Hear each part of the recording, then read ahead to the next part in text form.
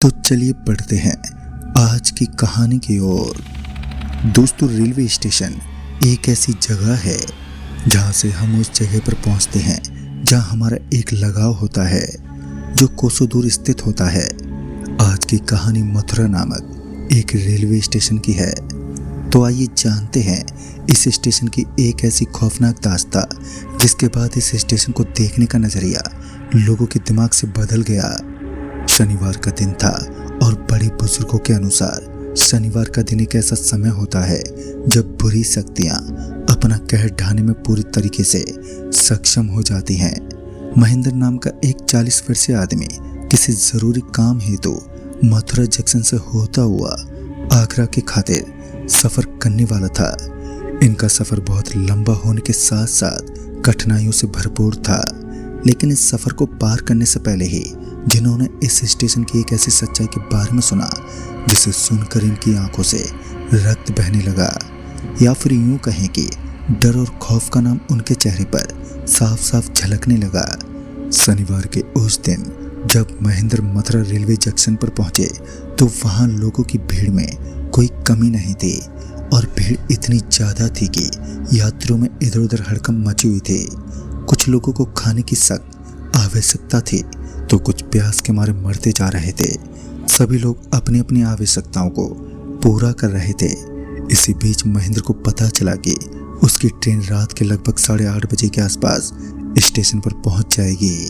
और फिर क्या था, महेंद्र ट्रेन का इंतजार करते हुए स्टेशन के एक बेंच पर बैठ गया, लेकिन उन्हें इस स्टेशन के ऊपर तकरीबन 1 घंटा बिताना था, जिस वजह से वो बैठे बैठे अब उबने लगे थे। जब उन्होंने ठीक से जांच पड़ताल की तो उन्हें पता चला कि ट्रेन रात के लगभग 8:30 बजे नहीं बल्कि 10:30 बजे पहुंचेगी, जब ठंड अपना पूरा जोर दिखा चुकी होगी। और उस वक्त दिसंबर का महीना चल रहा था, तो रात के समय में लोग अपनी अपनी चादर ओढ़कर इधर उधर बैठे हुए थे। इसी बीच महेंद्र भी अपनी एक चादर लेकर स्टेशन से बाहर निकल गया, क्योंकि वहां चारों तरफ यात्रियों की भीड़ कुछ ज्यादा ही थी। और एक अच्छी बात तो ये थी कि उस स्टेशन के अगल बगल में फैला हुआ सारा इलाका उस स्टेशन के अंडर ही आता था, जिस कारण यात्रियों का रुकना मना नहीं था। उसके बाद महेंद्र वहीं पर मौजूद एक छोटी सी पेड़ की शाखा के नीचे बैठ गए। और उन दोनों सर्दियों का मौसम था, तो सूरज भी बहुत ही जल्दी आसमान से गायब हो जाता है और रात के 7 बजे अंधेरा अपनी पूरी छांव छोड़ देता है। अभी महेंद्र चुपचाप बैठा ही था कि अचानक ही उसकी नजर कुछ लोगों के ऊपर गई जो एक भट्टी में आग जलाकर अपने हाथों को तपा रहे थे। महेंद्र का पूरा बदन एकदम ठंडा पड़ा हुआ था, तो वो भी अपने शरीर को थोड़ा बहुत गर्म बनाने के लिए उसी तरफ चल दिया। वहां पर पहुंचने के बाद उसने देखा कि वहां पर 2 लोग बैठे हुए थे जिन्होंने अपने बदन के ऊपर काले कंबल ओढ़ रखे थे। महेंद्र उन लोगों के पास पहुंचते हुए उनके बगल में बैठ गया और उनसे बातचीत करते हुए बोला, आप कहाँ के रहने वाले हैं? लेकिन महेंद्र की इस बात पर उनका कोई जवाब ही नहीं आया। पहले तो महेंद्र को लगा कि शायद इन लोगों का स्वभाव बड़ा ही कठोर है, जिस वजह से इन्होंने उनको कोई जवाब नहीं दिया। लेकिन जब महेंद्र वहां से उठते हुए वापस स्टेशन की तरफ बढ़ने लगा तो उनमें से एक आदमी बोल पड़ा, भैया हम कब्रिस्तान में ही रहते हैं। और फिर बस इतना सुनते ही महेंद्र के शरीर में सनसनी सी मच गई। उसे उस बात के ऊपर बिल्कुल भी विश्वास नहीं हुआ और इतने में ही उन दोनों में से वो दूसरा शख्स बोल पड़ा, कब्रिस्तान के अंदर हम वहाँ की रखवाली करते हैं। तब जाकर महेंद्र की सांसों में सांस आई, वरना उसने तो इन दोनों को प्रेत ही समझ लिया था। और उसके बाद महेंद्र एक तभी जुबान से बोल पड़ा, भाई साहब आपको यहाँ डर नहीं लगता? क्योंकि मैंने तो सुना है कि कब्रिस्तान जैसे इलाके में खूंखार जिन वास करते हैं। और महेंद्र की बात सुनकर उनमें से एक आदमी एक हंसी को टरका देता हुआ बोला, ऐसा कुछ नहीं है, वहाँ पर सिर्फ भूत पिशाच ही निवास करते हैं और कुछ ऐसे भूत जिनकी असीमित शक्तियाँ उस वक्त को और भी ज़्यादा ताकतवर बन जाती हैं जब शनिवार की रात हो या फिर अमावस्या का दिन। महेंद्र इन सब बातों को सुनकर मनोरंजन के साथ साथ भय का एहसास फील कर रहा था। इससे पहले कि महेंद्र उन लोगों की बातें सुन पाता, उनमें से एक आदमी बोल पड़ा, मैंने तो इतना भी सुना है कि इस स्टेशन पर भी कुछ पैरानॉर्मल ताकतें शनिवार को किसी न किसी एक इंसान को अपना शिकार बना लेती हैं। और ये सब बातें कहीं ना कहीं महेंद्र के दिल में डर और खौफ का एक एहसास करवा रही थी। फिर महेंद्र को भी यही चिंता सताने लगी कि कहीं उसका भी सामना किसी भूत प्रेत से ना हो जाए, क्योंकि उसको इन चीज़ों से बेहद डर लगता था। लेकिन घर जाने के लिए उसे किसी भी हालत में रेलवे स्टेशन से आगरा वाली ट्रेन तो पकड़नी ही थी। महेंद्र का इंटरेस्ट लगातार उनकी बातों में बढ़ता जा रहा था, तो महेंद्र की मांग थी कि वो उन्हें और भी कुछ ऐसा बताए जिससे वो उन काली शक्तियों से बचकर वहां से निकल सके। तो उन दोनों का कहना था कि जब तक तुम्हारे हाथ में रोशनी की कोई वस्तु होगी तब तक वो काली शक्तियां तुम्हें कोई भी आघात नहीं पहुंचाएंगी। ये सब सुनकर महेंद्र को थोड़ी बहुत राहत की सांस मिली, और इसी तरह बातें करते हुए महेंद्र को पता ही नहीं चला कि कब वक्त बीत गया। रात के तकरीबन 10 बजे के आसपास महेंद्र को पता चला कि उसकी ट्रेन स्टेशन पर पहुंचने वाली है, जिसमें अब सिर्फ आधे घंटे का वक्त बचा था। महेंद्र उन लोगों को वहीं छोड़कर स्टेशन पर पहुंच गया, और स्टेशन पर पहुंचने के बाद मानो महेंद्र एक पल के लिए हैरानी के समुद्र में डूब गया, क्योंकि उसने देखा कि स्टेशन के ऊपर उसके अलावा कोई दूसरा आदमी मौजूद ही नहीं था। पूरा का पूरा स्टेशन बस 1-1.5 घंटे के अंदर ही एकदम वीरान सा बन चुका था। और तभी महेंद्र को ऐसा फील हुआ कि कोई उसके पीछे खड़ा है। लेकिन स्टेशन पर पहुंचने से पहले जब उसने पूरे दृश्य को ध्यानपूर्वक देखा था तो वहां तो कोई भी नहीं था। लेकिन इस बार जब वो अपने पीछे मुड़ा तो उसने देखा कि उसके पीछे एक बूढ़ा आदमी खड़ा था, जिसके हाथ में एक लंबी सी लकड़ी थी, और वो महेंद्र को अपने पीछे आने का इशारा भी कर रहा था। और फिर पता नहीं अचानक महेंद्र को ऐसा क्या हुआ कि वो ना चाहते हुए भी उसके पीछे पीछे चलने लगा। फिर कुछ देर के लिए महेंद्र अपनी सुध-बुध खो चुका था। वो खुद इस बात से अनजान था कि वो इस समय क्या करने जा रहा है। वो बस किसी भीगी बिल्ली की तरह उसके पीछे पीछे चल पड़ा। कुछ दूर और आगे जाने के बाद तब जाकर महेंद्र को थोड़ा सा ध्यान आया, तो उसने देखा कि अब वो स्टेशन की बेंच से काफी दूर आ चुका था। साथ ही उसका सारा सामान वहीं पर छूट चुका था। महेंद्र को कुछ भी समझ नहीं आ रहा था कि उसके साथ हो क्या रहा है। फिर उसे याद आया कि कुछ टाइम पहले उसके जस्ट आगे एक आदमी चल रहा था, और उस आदमी के इरादे भी बिल्कुल नेक नहीं थे। और शायद उसी आदमी की वजह से महेंद्र एक ऐसी जगह पर था जहां स्टेशन का अंतिम छोर पड़ता है। जब उसने अपनी नज़र अपने हाथ में पहन रखी घड़ी पर दौड़ाई तो उसने देखा कि रात के लगभग 10:30 बज चुके थे और ट्रेन के आने का समय भी हो चला था। मगर एक अच्छी बात तो ये थी कि उस समय ट्रेन स्टेशन पर पहुंची नहीं थी। लिहाजा महेंद्र अपने कदमों को और भी तेज गति से बढ़ाते हुए जल्दी से जंक्शन के पास पहुंचा, और रेलवे ट्रैक के पास पहुंचने के 1 मिनट बाद ही उसकी ट्रेन भी आ गई। लेकिन जब से महेंद्र थोड़ा बहुत होश में आया था तब से उसका शरीर उसे बहुत कमज़ोर महसूस हो रहा था। वो किसी तरह ट्रेन में चढ़ा तो उसे अपने जेब में किसी चीज़ के होने का आभास हुआ। उसने जब अपना हाथ अपनी जेब के अंदर डाला तो एक छोटी सी हड्डी उसके जेब में थी। एक हड्डी का इस तरह अपने आप जेब में आ जाना कोई आसान काम नहीं होता।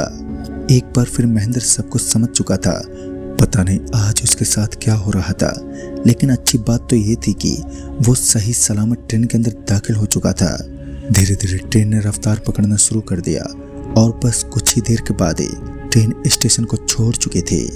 हालांकि महेंद्र जिस बोगी के अंदर बैठा हुआ था उस बोगी के अंदर यात्रियों का कोई नामो निशान तक नहीं था। लेकिन जब महेंद्र यूं ही इधर उधर भटकने के लिए दूसरी बोगी में पहुंचा तो उस बोगी के अंदर यात्रियों की काफी भरमार थी।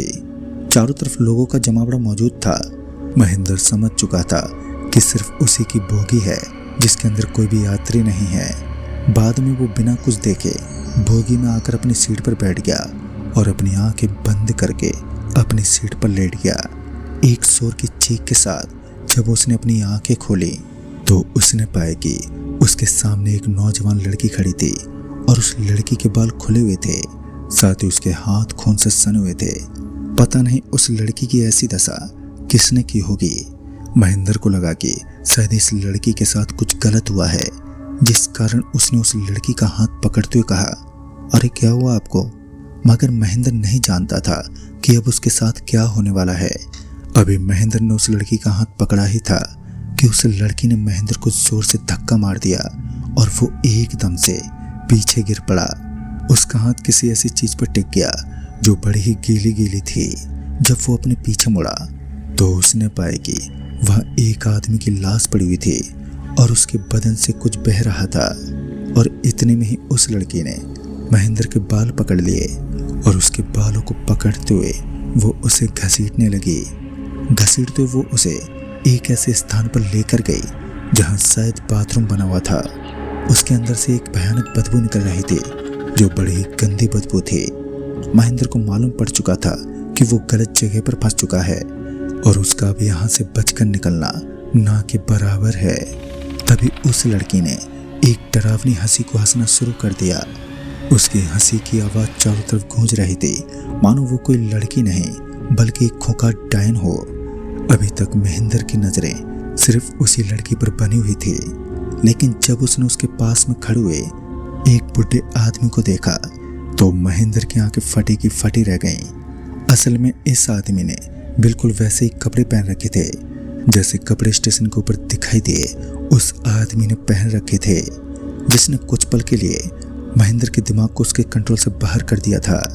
और इतना समझने के बाद महेंद्र इस बात से भी अच्छी तरह रूबरू हो चुका था कि ये सारा कांड जरूर उस स्टेशन से ही हुआ है जहां से ही उन आत्माओं ने उसका पीछा किया है। अब महेंद्र को बचने का कोई भी उपाय दिख नहीं रहा था। उसे ट्रेन से उतरने के बाद किसी ऐसे स्थान पर पहुंचना था जहां तक ये भूत प्रेत जैसी अनोखी चीज बिल्कुल ना पहुंच सके। इससे पहले महेंद्र को सोच पाता उसके पैरों के ऊपर किसी ने जोर से काट लिया और तब जाकर महेंद्र को पता चला कि असल में ये उसका एक बेहद बुरा सपना था जो अब खत्म हो चुका था। लेकिन सपने की असलियत अभी उसके सामने जाहिर होने वाली थी। अपनी आंखें खोलने के बाद उसकी नज़र सबसे पहले अपने सामने खड़ी उसी लड़की पर पड़ी जो दिखने में बड़ी ही डरावनी लग रही थी।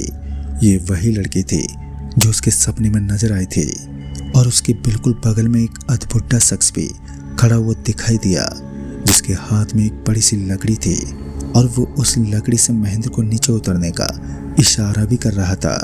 उसके मन में तो अभी भी काफी डर बैठा हुआ था क्योंकि उसे कहीं ना कहीं ये विश्वास हो चुका था कि नीचे उतरने के बाद उसके लिए एक कयामत जरूर आएगी। लेकिन जब भूत सामने खड़ा हो और वो कुछ करने को कहे तो अवश्य ही ऐसे बहुत से कम लोग होंगे जो डर के मारे वो कार्य ना करें। इस बार महेंद्र नीचे उतर गया। इससे पहले कि वो लड़के और बुजुर्ग महेंद्र को कोई आघात पहुंचा पाते, वो अपनी तरफ से पूरी ताकत झोंकते हुए वहां से भागने लगा और वो दूसरी बोगी के दरवाजे के पास पहुंच गया। फिर उस दरवाजे के पास पहुंचने के बाद जब उसने वहां के दरवाजे को खोलना चाहा तो वो दरवाजा उसकी पूरी ताकत लगाने के बावजूद भी बिल्कुल नहीं खुल पाया। इतने में ही महेंद्र को अपने पीछे से घुंघरू की आवाजें सुनाई दी और इस आवाज को सुनकर महेंद्र पीछे मुड़ा तो उसने देखा कि उसके पीछे वही लड़की थी जो उसके सपने के साथ असल में उसे दिखाई दे रही थी। लेकिन अब उसने कुछ पुराने कपड़े पहन रखे थे, कुछ ऐसे कपड़े जो पहले राजा व महाराजा पहना करते थे। उसे उस वेशभूषा में देखकर महेंद्र थोड़ा विचलित हुआ, लेकिन वो कुछ देर में ही समझ गया कि जरूर ये आत्मा कोई बेहद पुरानी आत्मा है जो स्टेशन के ऊपर अपनी जगह समझकर राज करती होगी। और शनिवार का दिन भी था तो ऐसे में महेंद्र के पीछे बुरी आत्माओं का लगना एक आम बात थी। फिर वो लड़की महेंद्र की आंखों के ही सामने नाचने लगी, कुछ ऐसा नाच जो राजा महाराजाओं को बेहद पसंद आता था। लेकिन नाचते हुए उसने अपना सर धड़ से अलग कर दिया। इस तरह एक भयानक खौफनाक मंजर को देखकर महेंद्र तो पूरा हिल चुका था।